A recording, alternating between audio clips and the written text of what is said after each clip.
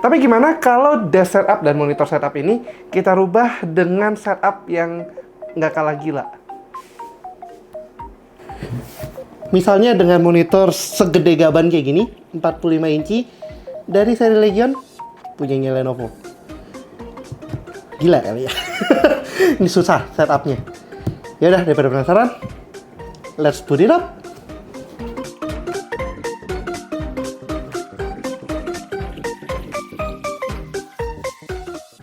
Box dari si monitor Legion ini bisa dibilang sangat-sangat masif. Kendala terbesarnya adalah sebagai creator solo, ini PR banget buat masukin ke studio. Apalagi studionya literally apartemen berukuran studio. Diangkut 2 orang atau lebih itu sangat-sangat recommended. Malahan sepertinya itu sesuatu yang wajib. Dan aside, boxnya ini dipenuhi tulisan fitur dan key aspek dari monitor ini. Sayangnya gue gak bisa bikin konten unboxing karena ini beneran gede, pakai banget. Waktu pemasangan pun sangat diwajibkan untuk dilakukan oleh 2 orang di sini untuk menjaga balance dan tentunya keamanan dari monitor ini sendiri. Satu hal yang gue sangat suka adalah base monitornya juga dari besi, jadi tentunya cukup berat tapi kokoh menopang overall si monitor ini. Setelah terpasang semua, tentu saja monitor ini juga ukurannya masif pakai banget. Bagi yang punya monitor ARM yang mampu menopang ukuran besar, boleh banget monitor ini dipasang via VESA mountnya.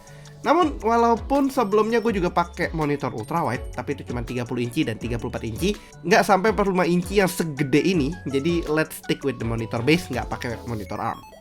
Di sisi belakangnya ada banyak sekali I/O dan dilengkapi basic control yang sangat cukup banget. Power buttonnya berwarna biru, cukup Legion banget sih ini, dengan menu control seperti selection dan up and down. Ada Kensington lock juga buat kalian yang insecure takut monitornya segede ini kecolongan for some reason, tapi kayaknya nggak mungkin karena ukurannya udah gede banget. Dan juga repot bawanya kalau sendiri.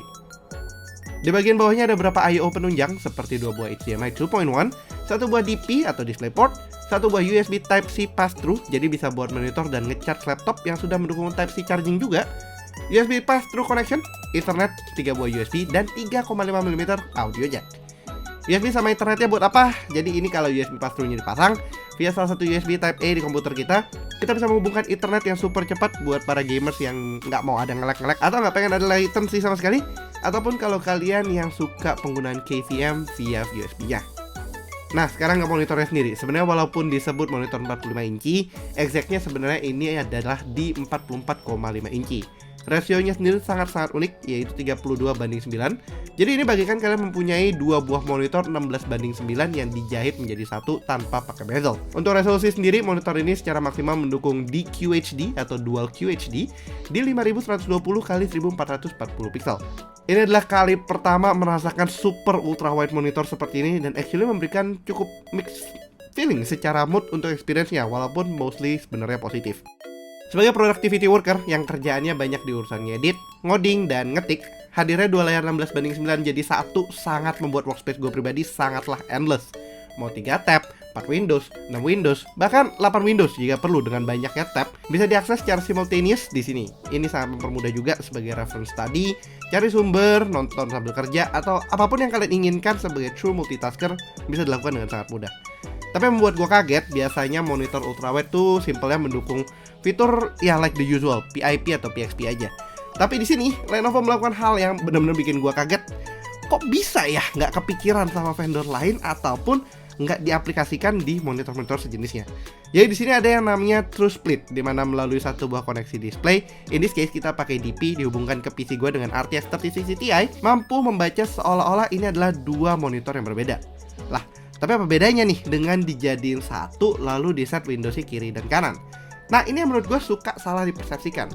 Ultrawide itu emang enak buat dipakai kiri kanan atau multi window, tapi sebenarnya kalian hanya membagi screen yang sama aja. Dengan adanya True Split, kalian bisa membatasi full screen Windows-nya menjadi masing-masing bagaikan 2 entity monitor yang berbeda. Oke, simpelnya gini contohnya. Kalau kalian di ultrawide biasa nonton YouTube dan pengen ada kiri kanan sama kerjaan atau sama tugas lainnya, akhirnya memanfaatkan picture in picture atau theater mode aja di YouTube-nya ditemani oleh Windows yang kalian manfaatkan untuk bekerja tadi. Ini karena kan YouTube-nya kalau di full screen, bye-bye deh tuh akses untuk kerjaan karena full screen-nya itu memakan semua layarnya ditambahin black border di kiri dan di kanannya. Tapi di True Split, ketika full screen di YouTube ataupun app apapun, kalian bisa full screen di satu sisi dan masih aktif melakukan hal lain di kanan. Ini sesuatu yang benar-benar jadi killer selling point menurut gue dan menjadi insentif untuk memilih si Legion R45W30 ini. Kesimpulannya, kalau secara point of view dari generic user yang suka multitasking, display ini masih sangat oke tentunya buat productivity works yang lebih ke arah coding, word processing, ataupun multimedia consumption ataupun editing.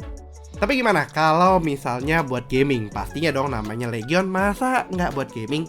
Monitor luas seperti ini tentunya bakalan sangat beneficial buat para gamers. Let's say misalnya buat FPS player, kalian mendapatkan cakupan field of view yang jauh lebih luas, sehingga kalian bisa lebih reaktif, lebih baik ketika ada musuh di blind spot tertentu. Selain itu, monitor ini juga bisa di overclock untuk mendukung refresh rate hingga 170Hz. Jadi tentunya ini bukan kaleng-kaleng buat experience gamingnya. Namun memang ini balik lagi ke kemampuan GPU kalian juga tentunya. Sayangnya RTX 3060 Ti buat render di QHD di Modern Warfare masih kurang oke, jadi bisa jadi pertimbangan juga. Plus side-nya, misal kalau kalian dari Red Team alias dari pengguna AMD, monitor ini sudah dilengkapi oleh AMD FreeSync Premium Pro yang akan sangat membantu experience kalian pengguna AMD Radeon Graphic Processor. Monitor ini juga memiliki MPRT atau Moving Picture Response Time yang cuma 1 milisecond, yang membuatnya sangat responsif, namun gambar game kalian tetap sangat solid dan tajam tanpa adanya motion blur yang sangat mengganggu. Tapi sayangnya memang tidak semua game bisa mendukung resolusi ini dengan baik karena gamenya sendiri. Contoh, Modern Warfare, Genshin Impact, Forza Horizon, game-game racing, dan juga Flight Simulator dapat dijalankan dengan immersive karena sekarang kalian mendapatkan field of view yang jauh lebih luas. Namun sayangnya game seperti Honkai Star Rail dan juga Persona 3 Reload yang punya fixed aspect ratio sayangnya tidak akan merender area yang lebih luas, sehingga dalam sesi gaming kalian akan menemukan block bars di kiri dan di kanan. Ini juga akan terjadi seperti yang gue bilang saat konsumsi multimedia seperti nonton film ataupun YouTube. Nah, balik lagi nih, ini akan sangat asik kalau kalian sandingkan dengan true split tadi. Apalagi bisa main Honkai Star Rail di kiri, Genshin Impact di kanan. Udah deh, ini jadi gacha grind fest.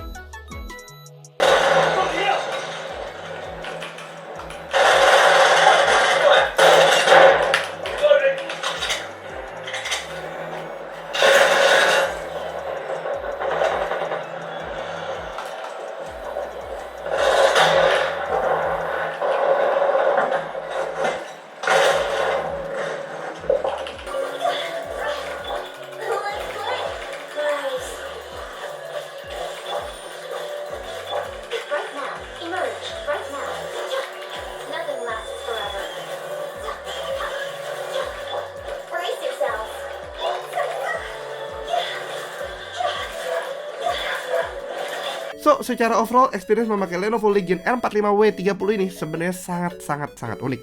Penggunaan ultrawide monitor kadang atau bahkan sering dibandingkan dengan menggunakan dual monitor setup. Dan sebenarnya ada satu key aspek yang kalian tidak bisa temukan di dual monitor, yaitu pengalaman yang seamless. Monitor ini dihadirkan Lenovo sebagai gaming monitor berukuran super ultrawide, tapi bisa digunakan dengan sangat seamless dan juga efisien. Secara fisik, seamless karena ini adalah satu buah solid monitor, dan secara software, ini juga seamless karena bisa dibuat jadi dua monitor, malah diakses dari satu kabel aja. Gue pribadi merasa sangat cocok dengan monitor ini, dan kalau ngomongin soal harga, sepertinya sih cukup pas ya, karena monitor ini cuman dibanderol dengan harga 13 jutaan aja, dan itu udah langsung siap dipakai. All in all, gue sangat puas dan experience-nya sangat pleasing, dan gue pribadi merasa ini sangat worth it untuk di price segment-nya. Tapi gimana kalau menurut kalian? Kira-kira ini masuk gak dengan experience yang kalian butuhkan dan juga dengan budget yang kalian miliki?